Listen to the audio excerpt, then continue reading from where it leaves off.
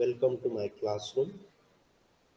I am going to teach you the paper 2 of semester 1.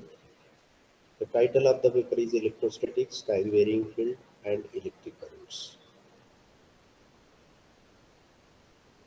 So this is the syllabus of Unit 1. Coulomb's line, vacuum in vector form, force between two charges, electric field intensity, electric potential, electric field intensity due to a point charge, electric dipole moment, electric field intensity due to an electric dipole, electric field as a negative gradient of potential, and conservative nature of electric field. So these are the some reference and textbooks for further reading and taking notes.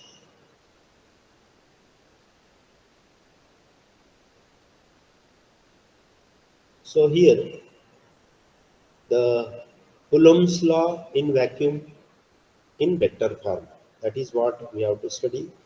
The force between two charges is directly proportional to product of the charges and inversely proportional to the square of the distance between them. Then if you introduce the proportionality sign, force will be equal to magnitude of force equal to 1 upon 4 pi epsilon 0 q1 q2 upon r square.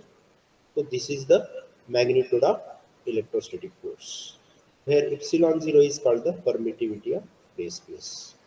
That is the space or say the medium in which the charges are situated.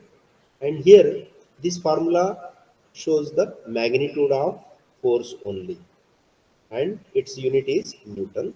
But we know that the force is a vector quantity, therefore it is to be expressed with direction also.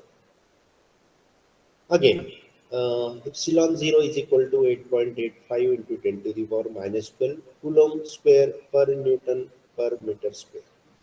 And therefore 1 upon 4 pi epsilon 0 almost equal to 9 into 10 to the power 9 Newton meter square per Coulomb square. So here the two charges are there, and if the distance between these two charges is equal to r, then this formula may be applicable with magnitude alone, but we have to express this in vector form. So therefore we will continue to the next slide. Okay. Yes. Yes. So Coulomb's law in vacuum in vector form. So here these are the two charges Q1 and say Q2. Assume that these are the positive charges plus Q and plus Q2. These charges are situated in space having position vector say R1. Q1 is having position vector R1 and Q2 is having position vector R2 like this. And therefore vector from Q1 to Q2 will be R2 minus vector R1. So this is by triangle law of vectors. So what is given? Charge is given, its position vector is given, and another charge is given and whose position vector is given. Now, one has to express this Coulomb's law or say Coulomb's force in vector form. So for that, so let us define F21, which is nothing but the force on Q2 by Q1. As we know that these are two charges, positive charges, they repel each other. That means the force acting on Q2 will be a pushing force. That means it is pushed by this charge Q1. So the force acting in this direction. And if this direction is shown by F21, that is force acting on Q2 by Q1, then that force can be expressed as F21 is equal to 1 upon 4 pi epsilon 0 Q1 Q2 upon R square. So this is the magnitude and its direction is this. That means a vector R2 minus vector R1 upon its magnitude. And when a vector is divided by its magnitude, it gives the unit vector. That means its direction is like this.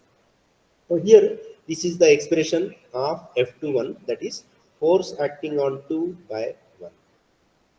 It can also be expressed as this. So here, what is magnitude of vector R2 minus R1? It is nothing but the distance R. So therefore, These two terms can be replaced by r cube here. Again, if you want to express that in vector form, then this r cube can be written as magnitude of r2 minus r1 cube, and rest all the terms remain same. Similarly, the force acting on q2 by q1, its direction will be opposite to this vector, that is r1 minus r2. If this is vector r2 minus r1, then the vector is in this direction, in opposite direction will be expressed as vector r2 minus r1 minus r2. So F12 will be equal to 1 upon 4 pi epsilon 0 Q1 Q2 upon magnitude of vector R1 minus R2 cube into vector R1 minus R2.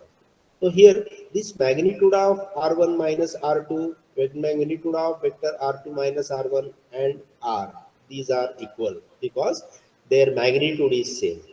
But this vector is opposite to that of this vector in direction. So therefore we say F12 is equal to minus F21. This is nothing but the Newton's third law. Action and reaction, they are equal and opposite. Like that. So as R1 minus R2, as I said, minus R2 minus R1.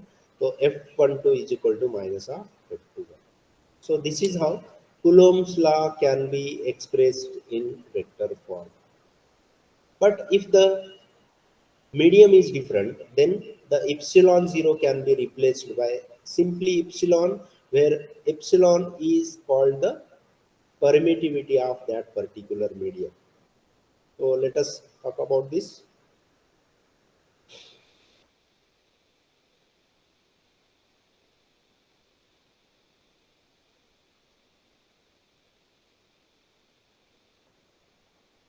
So these are certain illustrative problems for your practice. Two protons with position vectors 2i plus j minus 2k and minus I plus 2j minus k are situated in space. Find the Coulomb's force between them. So you may practice that. Second is two charges plus 10 Coulomb and plus 20 Coulomb are located at points 0, 1, 2 and 1, 2, 1 respectively. Find the force on plus 20 Coulomb. Yes, the limitations of Coulomb's law. Coulomb's law is applicable to point charges only. Stationary charges, then we can apply Coulomb's law. If the charges are moving, we cannot apply Coulomb's law directly. Coulomb's law cannot explain the stability of nucleus. We know that in nucleus, protons are situated together. So according to Coulomb's law, they should repel each other, but Coulomb's law we cannot apply there. Therefore, the existence of nucleus or say stability of nucleus cannot be explained by Coulomb's law. So the electric field and electric intensity. Electric field is defined as the space surrounding the charge where Coulomb's force can be experienced. So if there is a charge, then there is a space surrounding that charge where Coulomb's force can be experienced. And that particular space is called the electric field. So electric field can be measured in terms of electric field intensity, and that is given by like this. So this is the Coulomb's force here. So this is the Coulomb's force. So electric field intensity, this is the charge, then force will be like this.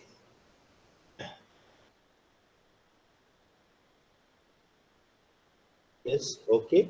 So if there is a charge Q, then the Coulomb's force will be this much. So where Q0 is the test charge. If one has to feel the Coulomb's force surrounding this charge, then we have to bring the Q0, which is a test charge. If Q0 is test charge, which is 1 Coulomb, then electric force or say Coulomb's force will be equal to just 1 upon Q.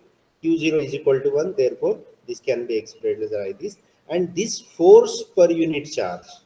Okay, so this is the force acting per unit charge is called the intensity of electric field at that particular distance. And its unit is volt per meter or say Newton per Coulomb. So general formula for intensity is E is equal to F upon Q0, that is equal to this much. So Q0 is the test charge. That means the intensity term related with a single charge, this charge Q. Intensity due to this charge at any place at a distance r can be expressed by this formula.